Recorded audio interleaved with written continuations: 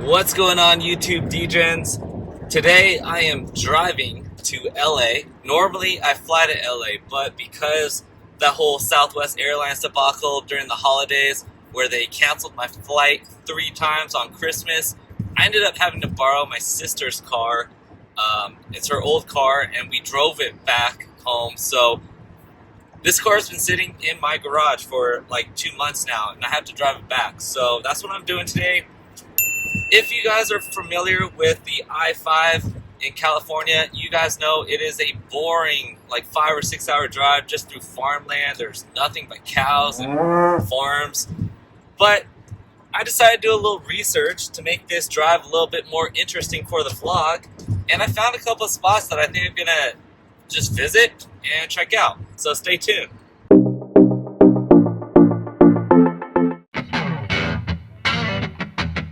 The first stop today is Harris Ranch. It is a restaurant and a hotel right along the I-5. It's in the middle of nowhere, but I've been driving by cows and I got hungry, so let's try some of the steak.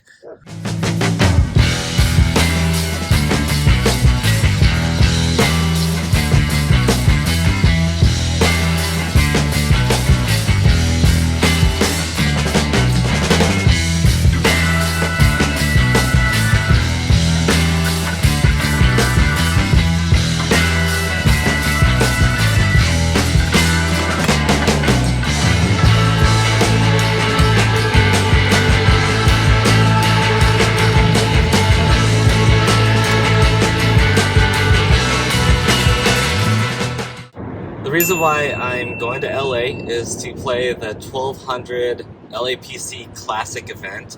Last year, because of COVID, they didn't have a guarantee on this event and the prize pool still hit over $1 million. So this year they have a 500K guarantee on it. There's no doubt it's going to go over $1 million. It's going to be huge. And I'm also planning to play some cash games while I'm down there as well. I love the cash games in LA. I used to go down there for like a day to 10 days at a time and play cash games when I used to play only cash games. There were even days when I would fly down in the morning, play cash games, and then fly back home at night. That's how good it is. So I'm looking forward to getting into some games this weekend.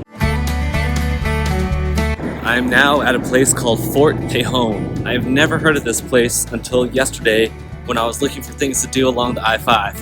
And I found this place. It's a historic spot. Apparently it was a fort from around the 1840s to 1860s.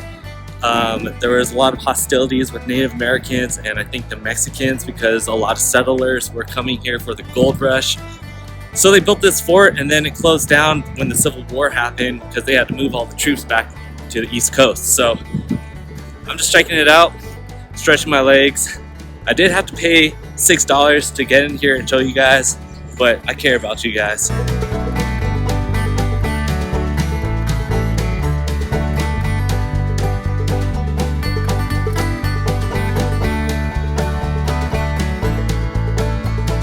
Look at this, guys.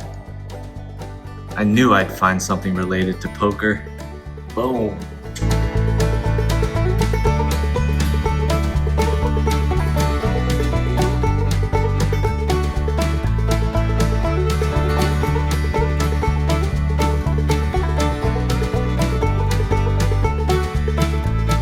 Alright, well that's about it. If you like history, this is kind of a cool spot to see how soldiers lived like 150 years ago, whatever. Get some fresh air for $6. Also, if you want to stretch out your legs and go pee, I guess that's a good reason too. I did say I have to pee, but on second thought, I was kidding. There's actually real bathrooms over there too.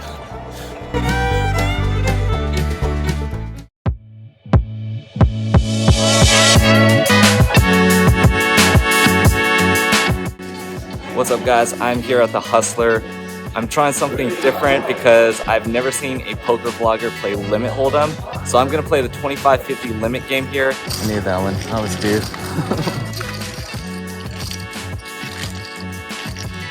This experiment actually turned out to be really good and interesting, so I've decided to cut out all the details of it for now, and we'll do a full episode on this session later. Alright, I am leaving the Hustler. I booked a small win. The last hour or so was really rocky up and down. I recovered from the full house versus quads hand.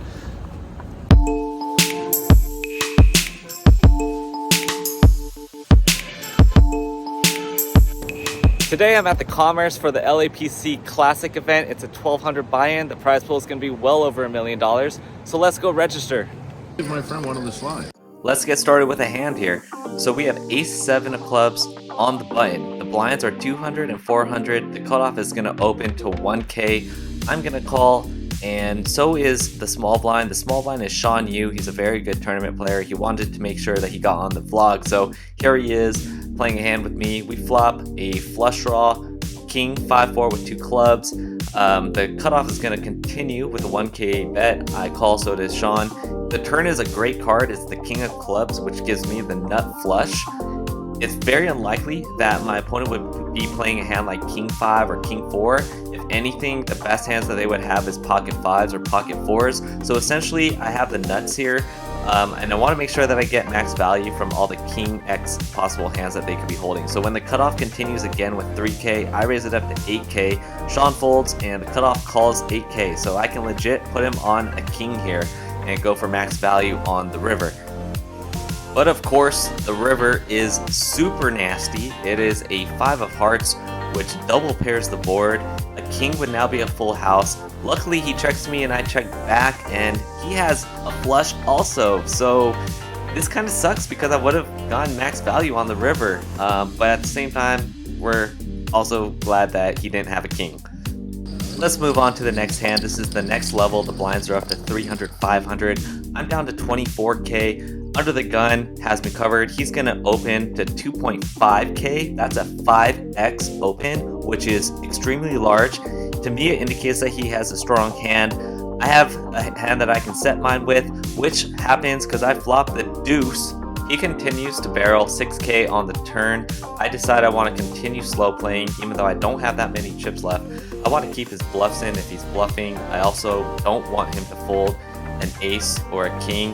Now that the flush is there, you know, he's probably only going to call a raise with a flush or like a huge combo draw. The river pairs the board and he puts me all in. I snap call with a full house and he taps the table, says nice hand. And so I guess he might have had like pocket 10s or bluffing with pocket 9s or something like that. What's up, guys? We played 9 levels today. I currently have about 24 big blinds to work with, and I'm still on my first bullet, so that's the good news. This hand is at the 1K, 2K blinds. An early position player moves all in for 23K. I ISO jam about 85K with pocket 10s. We are heads up now, and he has ace jack and the flop. Of course, there's going to be an ace on there, but I bink the turn and just have to fade a king, which I do. I make another full house, and I'm starting to build some momentum. Alright, right now, there's no dinner break, so I'm just grabbing on some overpriced meat or vegetable. I don't even know what the hell it is. But we got about 30 big blinds. Hopefully this is the last break of the night. I just lost a big pot, but whatever. Still in on 1 bullet, so hopefully I can get tomorrow off. Wow, we are having an emergency right now. A guy at my table started breathing really funny. He's on the floor right now. They might be doing CPR. This is pretty intense right now. All right, so the tournament's on hold right now. There's an emergency going on. I'm not gonna show it, but there's a guy that was at my table. He's currently on the ground. Not sure if he has a pulse or not. There's security and people around him right now working on him, so let's just hope for the best for him. So that was definitely a first.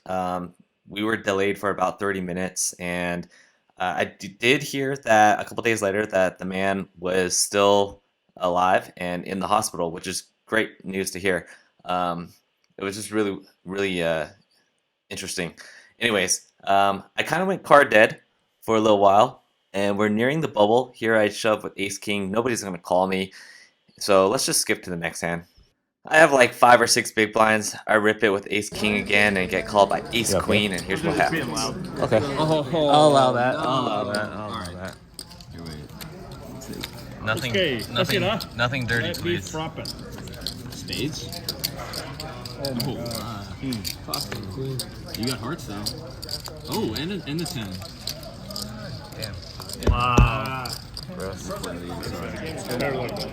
See you later, Ben. That's it. I busted two from the bubble. Gotta play tomorrow now. Damn it, that was brutal. Max fucking pain. Damn. Alright, I'm back for more pain, guys. Last night I busted 2 away from the bubble and the day 2 bag. This tournament pays 10%, which is a little bit less. Standard is usually like 12%, but it's a good thing because that means the pay jumps should be a little bit better. But yeah, gotta start all over again today. Another 11 hours of poker. The early levels went pretty smoothly for me. Here we are at the 800, 1600 level, and I defend a raise from the low jack to 3.5k from the big blind with pocket 5s. The flop is really dry. It comes out queen 6-3. I check. He puts in a continuation bet of 2.4k, which is a down bet from his 3.5k pre-flop bet. Usually, players will do this when it's a very dry board just to fold out air hands. I feel pretty good about my hand here, but I don't want to put in a raise or anything and play out of position in a bloated pot, especially when he's going to be floating a lot of ace kings. The turn is a 3. Now, I think this is a great card for my overall range, and I do want to protect against hands like ace king, ace jack. I don't want to let him just check back and play perfectly, so I put out a bet of 6.5, and by forcing him to fold, this really denies a lot of equity for him. Blinds are up to 1k, 2k, the low jack is going to open at 4.5k. I 3-bet to 15k, and the low jack calls, so we see a flop, and I flop middle set. I continue with a 10k bet. I downsize because I don't want him to leave the pot, but at the same time, I also want to build the pot. The jack 10 connects well with a lot of his range. A lot of straights out there. So he calls, and wow, I turn quads. I have a decision here because the effective stack is just slightly over 1-to-1 stack to pot ratio. I definitely want to build the pot. I'm targeting all the jack X hands and some pocket pairs here. I don't want to just rip it because I think he only calls with like ace jack or pocket queens and kings maybe. I also considered checking here and letting him get there on the river maybe, or allowing him to bluff the river, but then I risk not getting any more value if he completely misses and shuts down. So I chose at 18k sizing, which gives him enough room to maybe make a move and go all in with a little bit of folding equity. So he goes in the tank for a very long time, as you can see. I'm just going to fast forward this, and he's eventually going to find a fold. Good fold, good fold. This hand's an interesting hand because both the under the gun and under the gun +1 player both limp for 6k. Everyone folds, so I'm just going to check my big blind, and we're going to see a flop, which is pretty good for me. I flop bottom pair with a backdoor flush draw as well as a straight draw. I'm going to check it because I think their limping range has a lot of small pocket pairs, and they could have flopped a set here. They could also have like maybe 9s or something like that, or 7s, which they would call. So it checks around, and I pick up a flush draw on the turn with the deuce of diamonds. I decided to take a stab and see maybe I could just take it down here if they have overs and miss. Only the under the gun player decides to call, so we're gonna see a river, and I make the flush. The king is also good because maybe there's a chance that he has king X, 2 overcards or something like that. Again, he does have sets in his range as well, limping under the gun with like 6s or 8s or 4s or something like that. So I go for the overbet all in for about 1.5x the pot size, hoping to get called by a set or also king X. Also, this bet looks polarized because I'd probably be doing this if a spade hit the river, and it didn't. So I got the hidden flush, the backdoor flush. Right now there are 52 players left, 44 are gonna bag, so we're in the max pain zone potentially again. If I don't bag this it'll be really depressing and I'll be really sad. Cool. Oh jeez.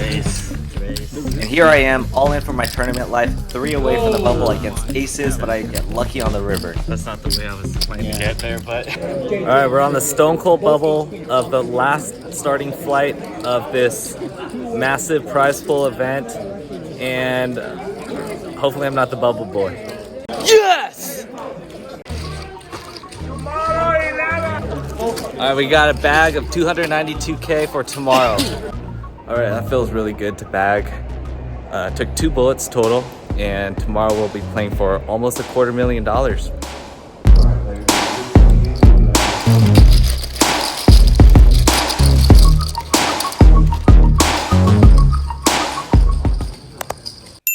Alright, it is day 2. I think 133 players started the day. We're all in the money. Here I am with 6-5 offsuit in the big blind. Under the gun is going to open to 13K. I'm going to defend my big blind and see the flop, and it comes out 8-7 deuce. I have open-ended straight draw. Overall, this is a good flop for the big blind's range, but I don't want to blow up this pot out of position. I check it. He puts in a continuation bet of 13,000. I make the call. I don't want to check raise here because then if he goes all in or something, then it's just a bad situation. So I wait to see the turn card, which is another low card. Now I decide that this is a good opportunity to take a stab at it. If I had a pair of 8s or 7s right now, I would probably bet it for protection. So I size 22K, and he thinks for a while and then folds, and I win the pot. Hello pocket aces, I haven't seen you all week long. Here we go, I'm raising it up to 13K, the big blind's going to defend, and we see a 7 high flop. He checks it to me and I downsize to 10K. I downsize because there aren't a lot of super strong hands that he can call with that are still worse than mine, and I want to keep him in the pot here. So he makes a pretty quick call. We're going to see a turn, which is an 8. This is a better card for his range. He has more 2-pair combos now, so I'm going to check this back for pot size control. It also allows him to potentially bluff the river and also overvalue his mediocre pairs like 7 or 8s. He checks the river to me, and now I'm going to put in a value bet. I decide to go with 22K. It's about half pot. He's going to put in a check raise to 115K now. The really sucky part about this is that the big blind is defending a lot of King X hands, and a lot of those King X hands just made 2-pair. But aces, I think, is just too strong to fold here. I put in the call, and he says nice call and mucks his hand. You know what? It's kind of interesting. As I'm editing this, I'm starting to wonder if that was a good call or not, because I don't know how many bluffs he really has there. I guess he could have like straight draw combos in the big blind there. I'm gonna have to think about this one and talk it over, I think, with some peers though. Let me know what you guys think in the comments. Raise. This hand was interesting because of all this pre-flop action. The under the gun player is going to open it up to 16K, which is 2x the big blind. The low jack, who has a ton of chips, calls. The high jack, who doesn't have a ton of chips, he only starts the hand with 90K, also makes the call. I want to put in a 3-bet on the button with ace king offsuit. Normally I'm probably going to raise it to about 65 or 70K, but if I raise it to that amount, and let's say the under the gun or the low jack calls, the high jack, if he goes all in, I can't re-raise it. So I decide to size down to 50K, which is just enough to allow the short stack to move all in, and then allow me to rejam to ISO the other 2 players out and get heads up. That didn't really work out as planned because the low jack calls and the high jack also only calls, leaving him with only 40K left, which is kind of weird. So we're 3-way to the flop, which comes out 10 high. It's going to check around. We're going to see a 3 of hearts on the turn. I have the nut flush draw with 2 overs, but again, I'm just going to check this back here. Pot is already big and I want to realize my equity. The river pairs the board, which makes it less likely that any of them have a 10. It's possible that they could have like pocket 8s or pocket 9s or something like that. The low jack, who has all the chips, bets 75K. I make a hero call with the ace of hearts blocker because I know he can't have the nut flush. and he has the queen high flush. Oops. Somebody had a got a pair? Aguacates hoodie. What? Oh, damn, that's a Aguacates really hoodie. good pair. It's like one I'll of take an the 8. Major League Baseball teams in Oh, yep. Crap. Let's go, Kyle. Banger ring. Sorry, that sucks. That is just so lucky. You got it on video. Right now we're on a break. There are 46 players left. The next pay jump is 45, and we've been kind of stagnant here at 46 for, I'd say, at least an hour, it feels like. So, gotta play for those pay jumps.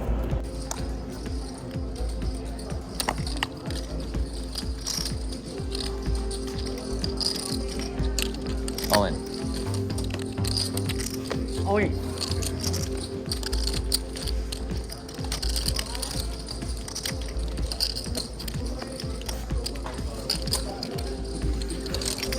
That's fair. That's Right, fair. racing All right. for the ball. Versus 7.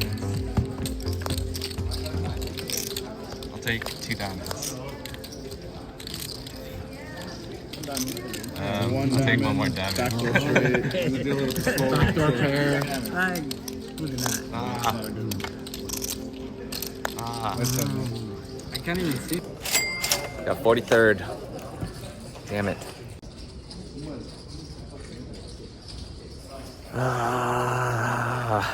Tournaments are hard. Tournaments are hard.